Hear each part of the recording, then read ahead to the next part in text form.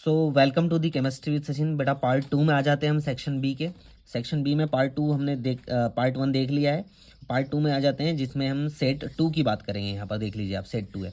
तो right the reaction of glucose. Glucose के साथ ये क्या है आपका बेटा? हाइड्रोक्सिल एमीन है। हाइड्रोक्सिल एमीन से क्या बनाता है? ऑक्सीन। ठीक है। तो ग्लूकोज की सपोज ये हमारे पास स्ट्रक्चर है CHOH का 4CH2OH। तो बेटा क्या होता है यहाँ पर?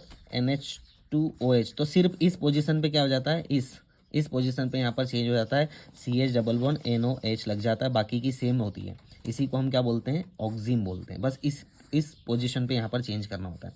Br2 वाटर में भी इसी पोजीशन पे चेंज करना होता है, सिर्फ Br2 वाटर इस पोजीशन को हमें सिर्फ क्या कर देना है?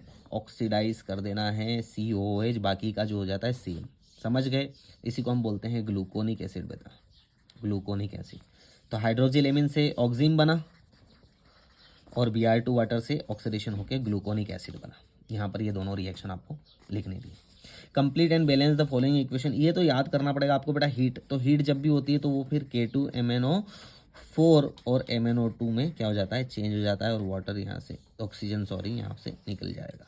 ये आपको याद करनी होगी रिएक्शन। इसमें मैं कुछ नहीं कर सकता। यहाँ आपको समझाने की कोशिश कर सकता हूँ कि यहाँ पर जब भी पोटेशियम परमैंगनेट एसिड के प्रेजेंस में रहता है तो Mn2+ में चेंज हो जाता है, और यहाँ पर ऑक्जेलेट आयन जो होता है वो CO2 में चेंज हो जाता है। ठीक। और बाकी का जो ये है H+, यहाँ पर हम 8H2O ले लेते हैं क्योंकि 16 है, तो 8 2 जा 16 यहाँ पर कर देते हैं। मैग्नीज सेम हो जाता है। CO2 यहाँ पर हम 5 2 जा 10 है, तो यहाँ पर 10 मॉलिक्यूल हम यहाँ पर CO2 के ले लेते हैं। तो रिएक्शन भी बैलेंस हो जाएगी। आपको देख लेना, सिर्फ आपको याद होना चाहिए कि कौन किस में हो रहा है ना। ये ऑक्सीडाइजिंग एजेंट है, तो ऑक्जेलेट आयन CO2 में क्या हो रहा है? ऑक्सीडाइज हो रहा है। देखिए 19 वाला क्वेश्चन वापस सेम आ गया जो फर्स्ट में हमने कर रखा था।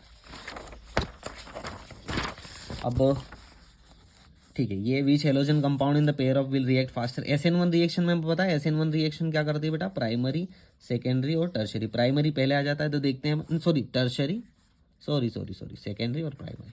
टर्शरी कौन सा दिख रहा है इसमें? ये तो हमें सेकेंडरी दिख रहा है, ये क्या दिख रहा है? टर्शरी। तो ये फास्ट करेगी, लेकिन वाई क्या पूछा है इसने? वाई, ऐसा क्यों?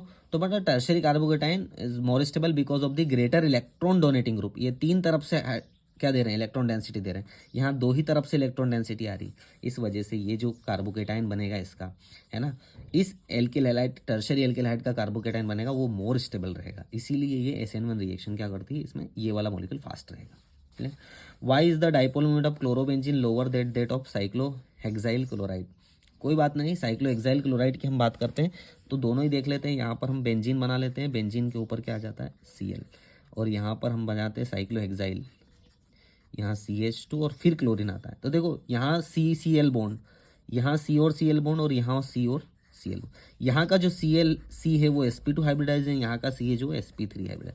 sp2 हाइब्रिडाइज होने की वजह से बेटा परसेंटेज इस कैरेक्टर मोर हो जाता है, इलेक्ट्रोनिगेटिविटी मोर हो जाती है ना। इसकी वजह से ये खींच के रखता है, तो ये थोड़ा सा लेस पोलर होगा। ठीक है, ये बॉन्ड लेस पोलर हो जाता है, ये मोर पोलर हो जाता है due to hybridization, due to percentage of S character, due to more electronegativity of carbon। Clear? ये इन ए रिएक्शन, ये वापस सेम आ गया हमारे पास, सेम क्वेश्चन है। ठीक, चलिए तो ये क्वेश्चन हो जाते हैं यहाँ पर सेक्शन सेट 2 के। अब हम आ जाते हैं सेट 3 को लेकर। अब ये बेटा सेट 3 है, और सेट 3 में वही HI से रिएक्शन करवाते हैं तो फिर एन हेक्सेन बनता है ना, ग्लूकोज का। तो एन हेक्सेन बनता है, तो 1 2 3 4 5 6 है ना, CH3 CHH ऐसे लगा देना आप, तो इसको हम बोलते हैं एन हेक्सेन। ऐसी आपको रिएक्शन यहाँ पर लिखनी थी। ठीक है, ग्लूकोज की स्ट्रक्चर बना के। और ये क्या करता है यहाँ पर? CHOCHOH का 4 और CH2OH। बेटा यहाँ पर जो ये H है, इसको चारों को हटाकर यहाँ पर COCH3 लगाना था। ठीक है, COCH3 जैसे मैं लगा देता हूँ आपको CH। यहाँ आपको CH मैंने क्या बोला? यहाँ आपको क्या लगाना था? COCH3। ऐसे ये रिएक्शन हो जाती है यहाँ पर CH2O COCH3। क्लियर? ये बस ये ऐसे ही रिएक्शन करनी थी आपको एसिटिक एनहाइड्राइड के साथ में। ये तो सारी रिएक्शन सेम आई है। देखो एक बात है ना कि यहाँ पर आया तो आया तो अलग अलग क्वेश्चन है, लेकिन टॉपिक से एक ही आया। देखो ना कितनी ब्यूटी है मतलब कि सीबीएसई वालों की। आप बोल नहीं सकते कि हमारा डिफिकल्ट है, डिफिकल्ट नहीं है, टॉपिक एक ही है, कंसेप्ट एक ही है, लेकिन सिर्फ रिएक्शन होना चेंज कर दीजिए। चलो नेक्स्ट आ जाता, ये वापस सेम आ गया आपका मोलर रिलेशन वाला, ये फिर सेम आ गया। अभी आ जाते हैं हम MnO4 प्लस। अब MnO4 जो है बेटा, यहाँ पर जो रिएक्शन हो रही है ये स्पेशली 4+ के केस में यहाँ पर 3 इलेक्ट्रॉन, तो यहाँ पर अगर आएगी रिएक्शन तो MnO4 MnO2, और अगर यहाँ पर आप देखेंगे MnO4 2- हो और अगर यहाँ पर 8H+ हो, ध्यान रखना मैंने कहा ना एसिडिक मीडियम में, अभी मैं क्या बोल रहा था, एसिडिक मीडियम में क्या बोल रहा था मैं बार बार कि Mn2+ में चेंज हो जाता है, लेकिन यहाँ पर ध्यान रखिएगा 4H+ जब आता है तब वो 3 इलेक्ट्रॉन ही क्या करता है, लूज करता है। तो यहाँ पर 3 इलेक्ट्रॉन लूज करता है, तो ध्यान रखिए +7 से यहाँ पर +4 बन जाएगा। लेकिन बच्चों अगर वो 8H+ आता तो वो फिर कितने इलेक्ट्रॉन लूज करता, 5 इलेक्ट्रॉन। तो यहाँ पर हमारा क्या आता है Mn2+, तो इतना ध्यान रख लेना। ये बड़ी इंपॉर्टेंट बात है, ये बहुत इंपॉर्टेंट बात है। 3 इलेक्ट्रॉन ही लूज करेगा ये अगर 4H+ है, यानी कि आप जान सकते हैं कि एसिड की प्रेजेंस, एसिड कैटेलाइज मतलब एसिड की प्रेजेंस कितना अफेक्ट करती है इनके प्रॉपर्टी को। क्लियर। अब ये वापस सेम आ गया है, तो है ना, सेट फर्स्ट में था। यहाँ देख लेते हैं SN2 रिएक्शन फास्टर किसको करेगी, SN2 रिएक्शन तो इसको करेगी। क्यों, क्योंकि ये क्या है, प्राइमरी है ना, ये प्राइमरी है और ये सेकेंडरी है। ठीक, दोनों तरफ से।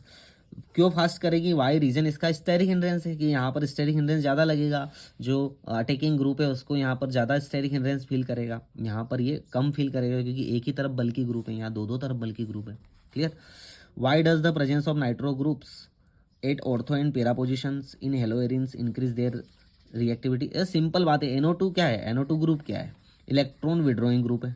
तो जैसे ही हम अगर यहाँ पर हम लगाते हैं इसको किसी भी हेलो एरिन पर, ये क्लोरोबेंजीन है हमारे पास, ठीक है, यहाँ पर हमने किसी को भी यदि NO2 लगा दिया तो NO2 क्या करता है, इलेक्ट्रॉन को खींचता है।